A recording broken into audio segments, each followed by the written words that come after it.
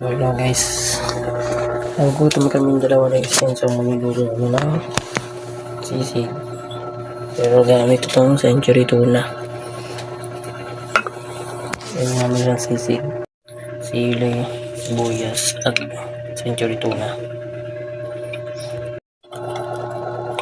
Yung sabaw ng tuna sa may tuna mismo, kasi yun yung gamitin natin mantika.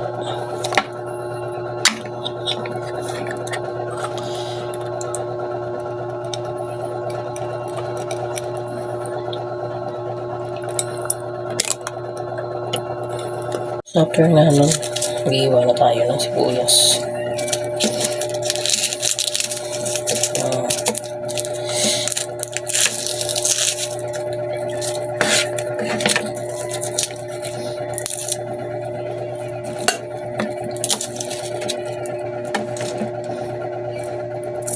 So yun, tapos na tayo mag-iwan ng sibuyas at ng sili. Yan. Papainit tayo ng kawali. Tayo natin uminit yung kawali. So yun guys, mainit ng ating yung kawali. Lagyan na natin itong oil ng gal sa tuna. Yan. Isa na tayo ng sibuyas. Kanyang cooking series. Cooking series.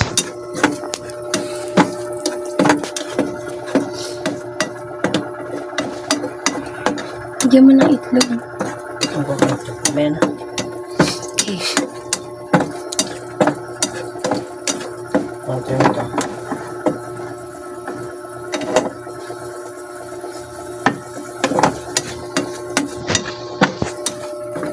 Kanya na. Pawis na pawis yan siya. Kawali. Lagyan natin yung tuna sa kawali. Hintay lang natin matuyo yung matanggal yung mga sabaw.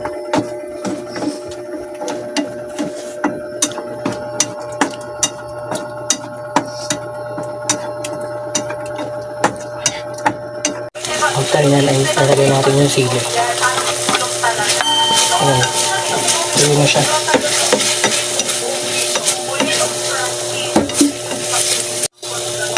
So pag nahalo na natin itlog for finals.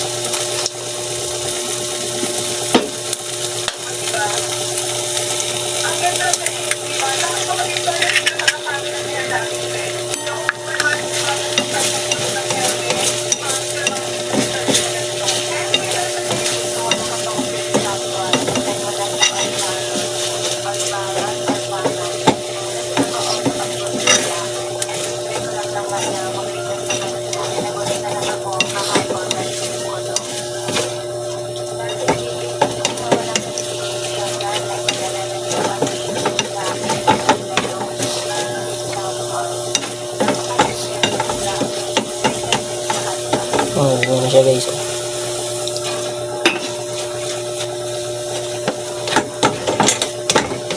Ito yung nga yan, transfer na natin siya sa may mangkok.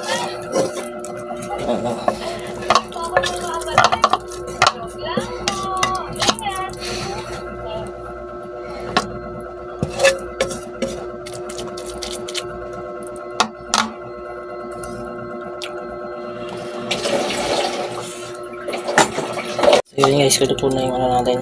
Malagyan natin siya ng seasoning.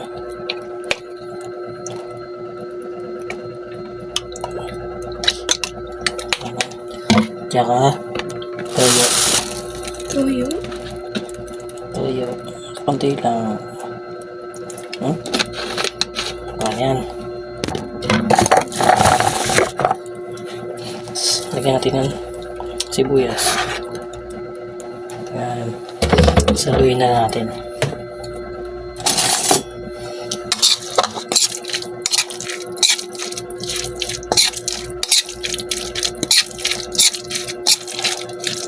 Ayan. Tara, kaya tayo.